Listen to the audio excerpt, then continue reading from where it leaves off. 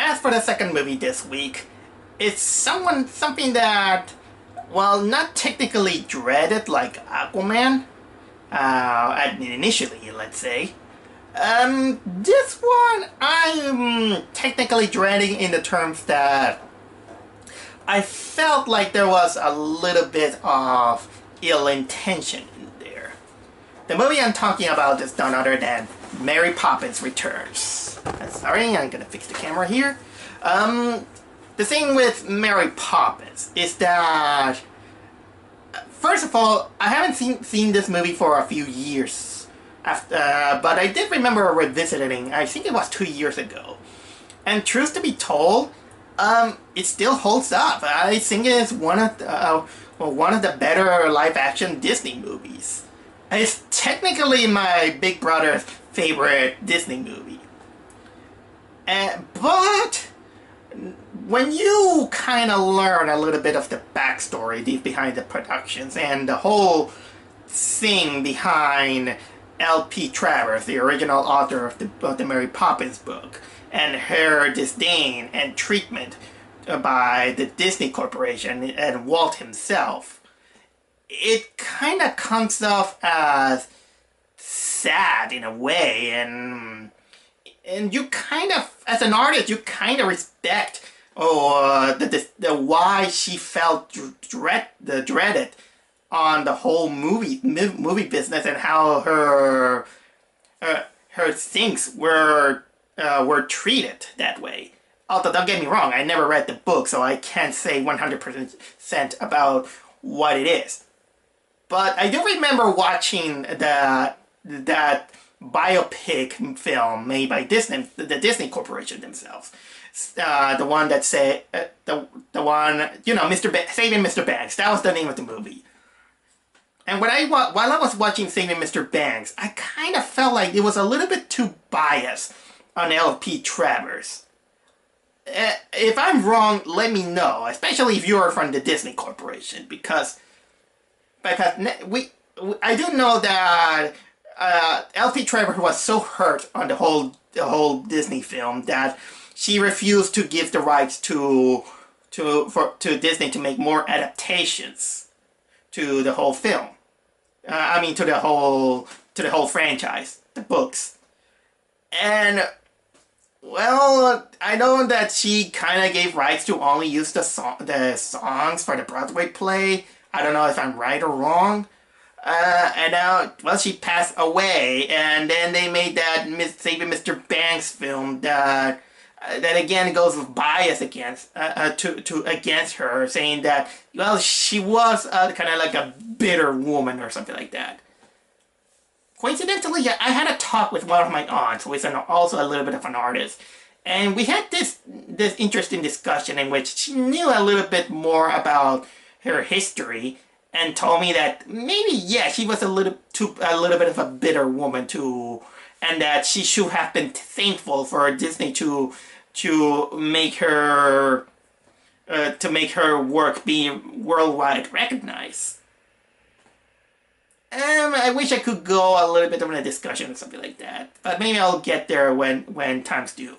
But now we have this new take, which is Mary Poppins Returns. The old cast, they're already old. I mean, look at the original Mary Poppins, Julie Andrews, and also Dick Van Dyke. They're now too old to do some acting, to at least a lead role, considering that about what Mary Poppins is. And, well, here's my thoughts. I think this is another way for the Disney Corporation to take a piss on L.P. Travers' grave. Because now that she's dead, it's almost like, I almost felt like it's like Disney's way to say, ha ha, you're dead now, we can use your product however we like. I know, there are rights between business and dead people, but this is something that took me on the wrong foot.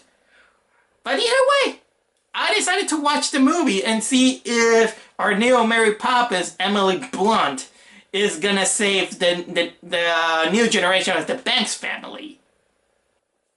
For those who doesn't know, Mary Poppins is basically this magical nanny who has magical powers. She's kind of like she's kind of like this charismatic, strict woman with magical power who she's there to teach lessons to.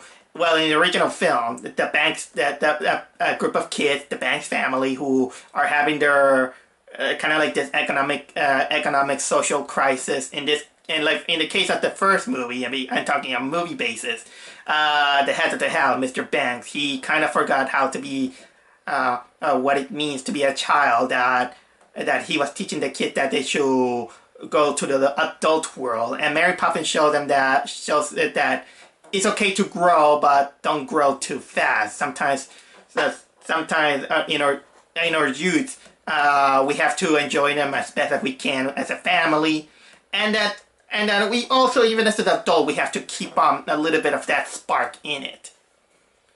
And well, she goes away, of course, because she's kind of like a temporary nanny, magical nanny for probably the most needy in this case. And now we got the sequel, which takes place a few years after the first movie. Well, technically more than a few years, because now that Banks' household it's been taken over by the son of the first film, Michael, who he's now saying he has this mustache, which kind of reminds me of, he looks like a kind of like a Disney version of Borat for some reason. And he also has his sister, his sister Jane. The name escapes me. But the biggest basis is mostly Michael. He's a widow. His wife passed away, and he's the father of 3 children, and he's technically an artist who also has a job on his father's bank his father's bank he's working at the bank, but I just kind of ramble. And yeah, they have a nanny who is a maid. I kind of struggle saying maid. She's played none other than Meryl Streep. Oh my god, she's looking for another Oscar nomination at this point. And there is this guy named Jack, who is technically an acquaintance of Bert, the Dick Van Dyke character, in which they in a position saying that he's traveling around the world, something like that. But okay, this is basically me telling what the story is, what is a little bit of the setting. But the biggest thing is that they're in debt, and the house is gonna be recommissioned by the bank. And the only way to save the house is that they either pay the loan, or they have to find the share certificates of their father to let the bank know that they're holding the shares of the stock shares of their father who left what left them, kind of like their inheritance. And yeah, they have to find that share certificate, or else they're gonna lose the house. And because they have the children that they're trying to help their father, then comes Mary Poppins, this time played by Emily Blunt. And well, what can I say about this movie? On the one hand, it's enjoyable as a Disney film, but here's the thing that kind of proves that this is a totally unnecessary film. This movie is kind of a carbon copy of the film, because the pacing, the way that movie flows, it's so familiar to the movie. It really goes to familiar territory. They only tweak things here and there to make it look different. And this is technically a wolf in sheep's clothing, and that wolf is called nostalgia. This one preys on your nostalgia, and and doesn't try too much on being so different. I always say that that cliches can be done as long as you put a little bit of freshness in it. This one doesn't do exactly like that, and in the long run, well, you're gonna leave with a little bit of a happy smile on your face if you're very naive or very attached to movies without overthinking it. But unfortunately, you're gonna find out that this movie kind of doesn't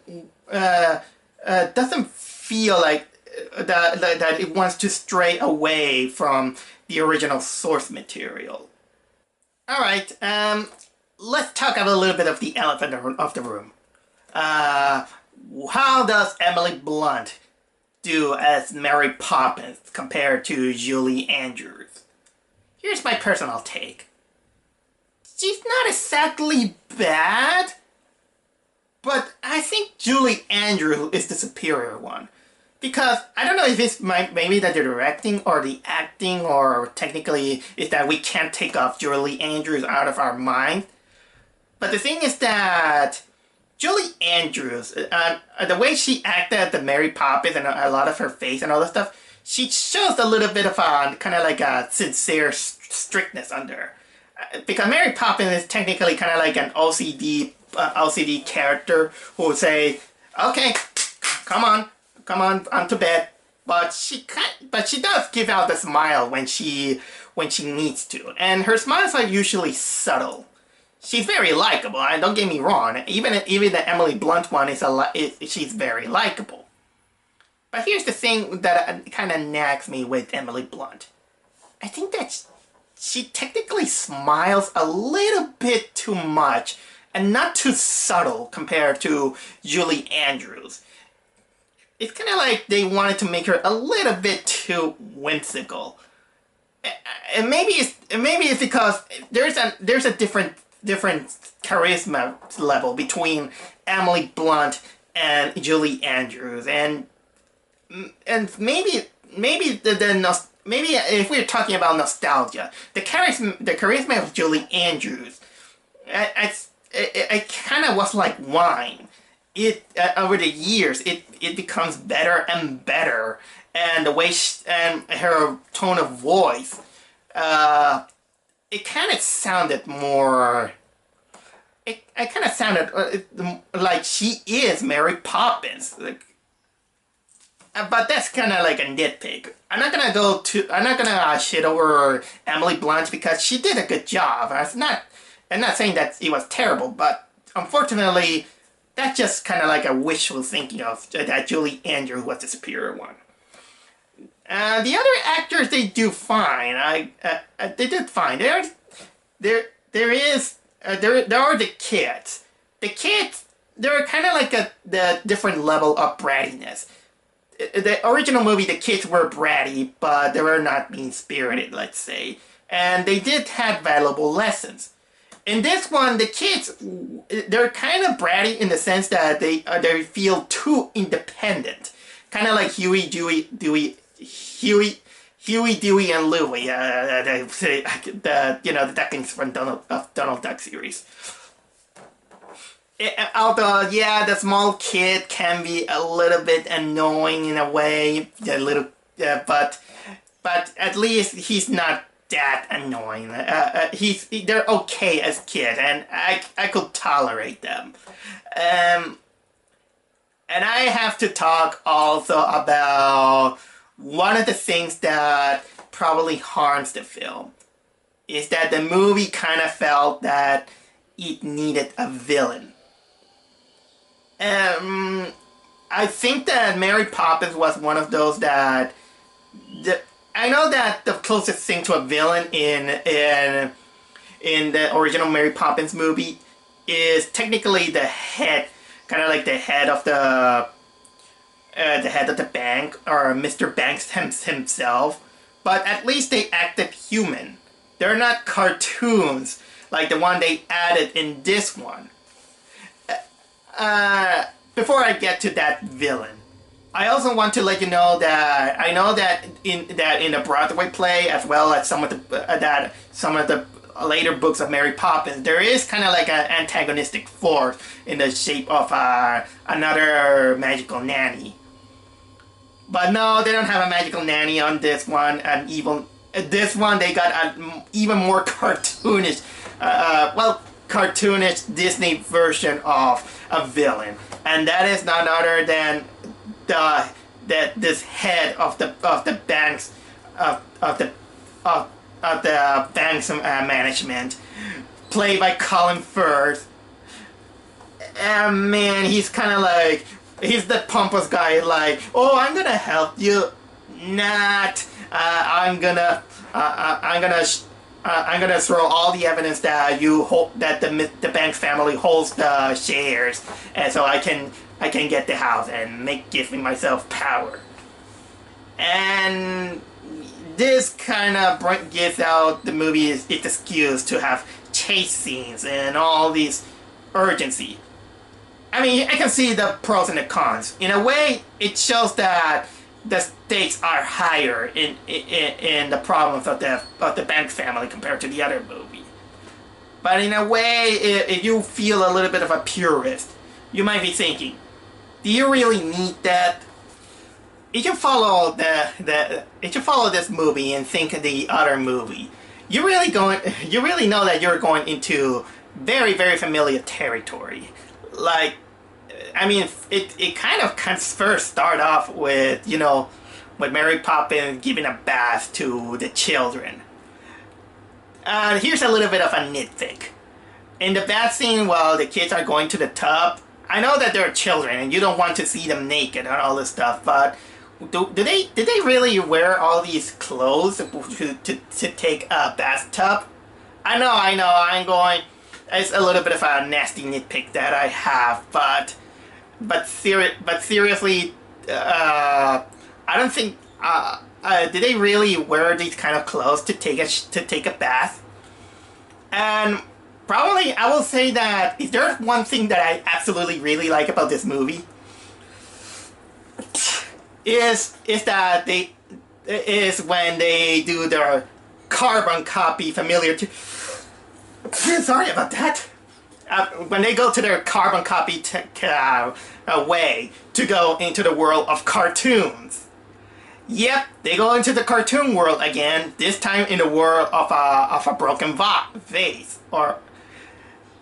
And well, the good thing about this one is that we got what we needed in Disney movies right now, and that is traditional 2D animation.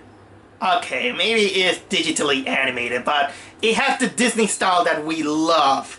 And that one was the biggest, probably I'll say, you know what, I'm gonna ignore everything bad about this movie, but I'm just gonna enjoy the cartoons. And it did. Except that they did kind of make an analogy that there is an evil wolf there, because they wanted to reflect that this wolf represents the Colin Firth character. Oh yeah, I also want to say I'm sorry, Meryl Streep didn't play the maid.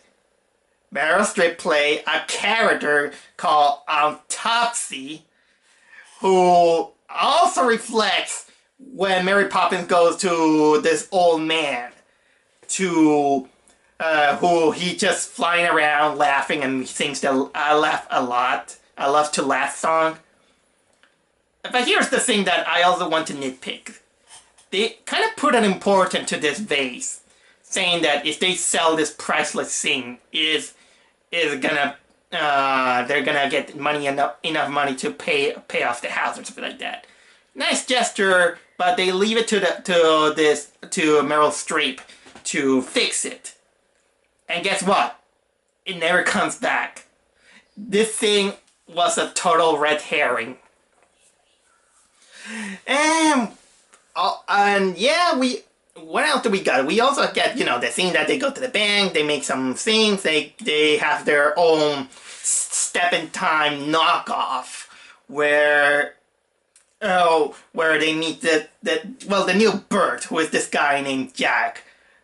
Funny thing, I heard people always complaining about Dick Van Dyke making a phony British accent. Well, how about a Latino making a little bit of a British accent? And correct me if I'm wrong. I think there's so many black people with jobs in this movie. Oh God, what I'm saying.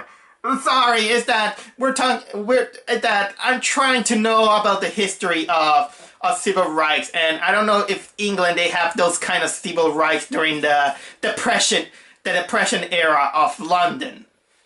And speaking of which, I know the original movie was made in the 60s, and I heard that Walt Disney tried to encapsulate it in that time period when the original setting of the books was in the 1930s. And this movie, it was also made in 1930s. And it was the Depression era. I think that is kind of like 1940s, the time period where it's almost by World War II. And we also know that the character of Jane, she's on a workers' rally. Jeez! I'm feeling like a bad person. I'll skip that. So like I was saying, we got our step in time knockout, but instead of chimney sweepers, are these lamp-lighters, because the guy's job is to light the lamps. Yeah, because Bert, it was a chimney sweeper. Okay. It's time for me to go with the songs, because one of the biggest things about Mary Poppins is the songs. The music and the songs are the most memorable things about this movie. But the only thing I could say is that the songs in the Mary Poppins Returns are not memorable, unfortunately. I kind of felt like they have the same tempo, the same way of singing in a way, and doesn't feel very unique. It's fun. I just kind of prefer to watch this kind of movies with a good singing once in a while. But somehow I felt that they were in the same level, or a little bit superior compared to Anna and the Apocalypse. And just like Anna and the Apocalypse, there is actually one song that probably might be more memorable. And that is the ending song. Oh boy, I gotta talk to you about the ending. So, a little bit of spoilers alert, just in case.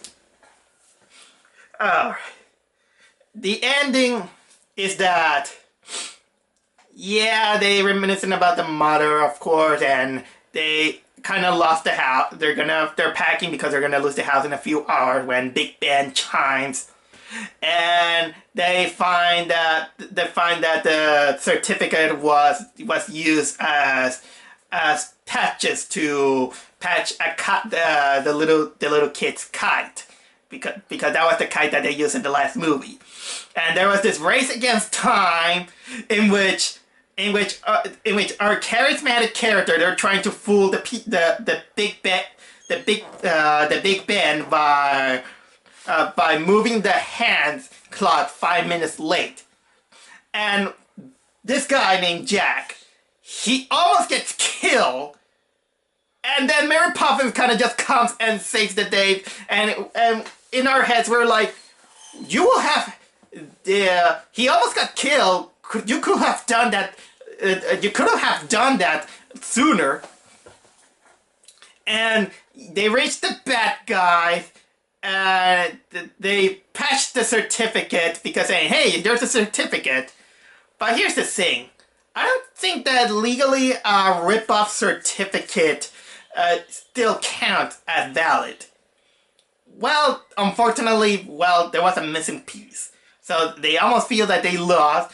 And then we got the real headmaster of the bank, who is, I think he's supposed to be the old guy, Junior, from the last movie. The biggest difference is that he's played by Dick Van Dyke himself. Yes, Dick Van Dyke returns, and he just say, I know the bank's family. I heard of your misdeeds. You're out. I'm taking over again. And to this family, hey kid, do you know the tuppence that your father let you invest in all this stuff? Well, You got a lot of interest, enough to pay you all the debts.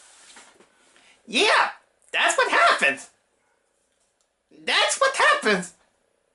And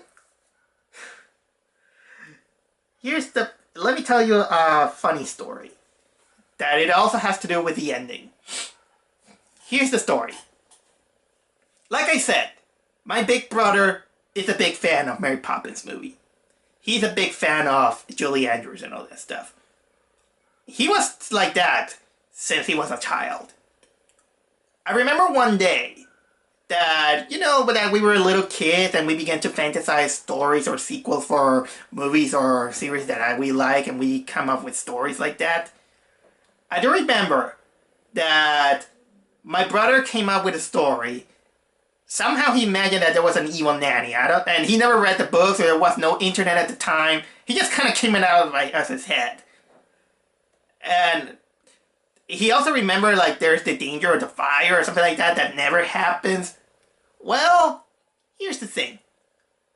During while my brother was telling me that story that he invented, he kind of come up saying that he just wanted to see kind of saying that he imagined an ending in which everybody gets balloons, and then they begin to fly and make a singing. And guess what? That's what happened in this movie.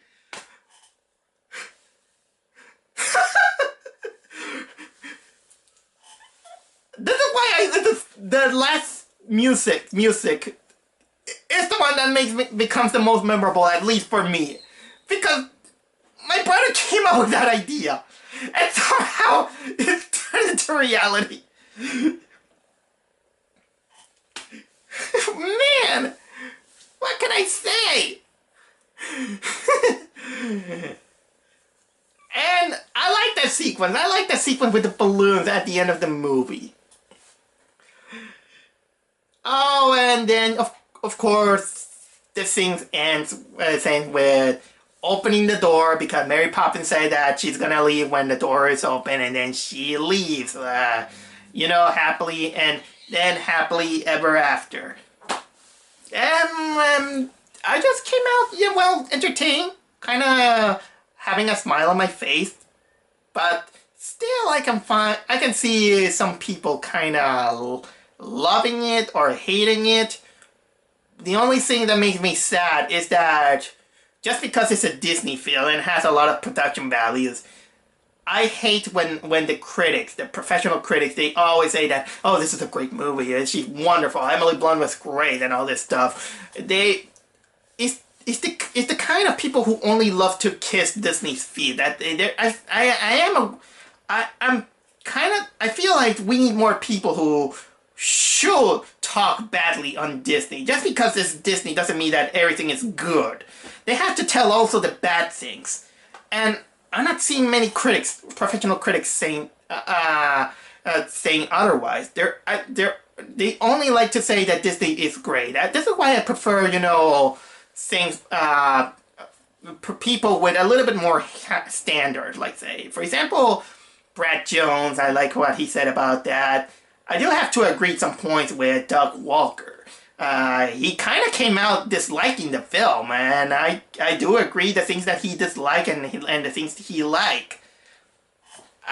And Double Toasted also comes out with some legit moments also to nitpick this film.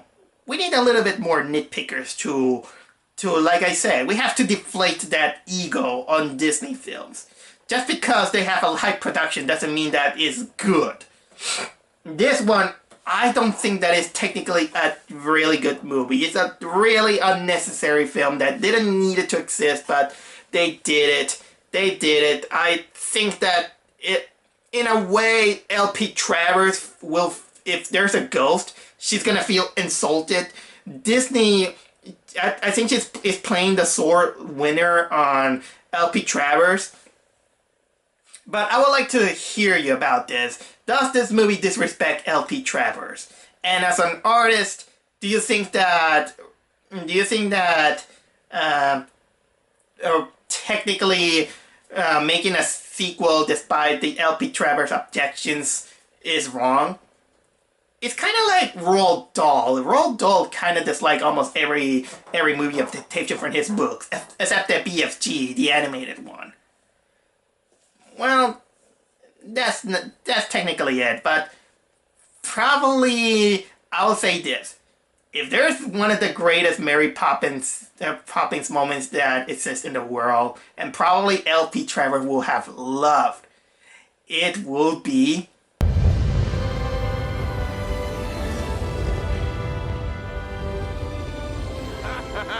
What? You look like Mary Poppins. Is he cool? Hell yeah, he's cool. I'm Mary Poppins, y'all! Yep. Yandu as Mary Poppins. I think we have something to be thankful for Disney adapting LP Travers' Mary Poppins, despite her objections.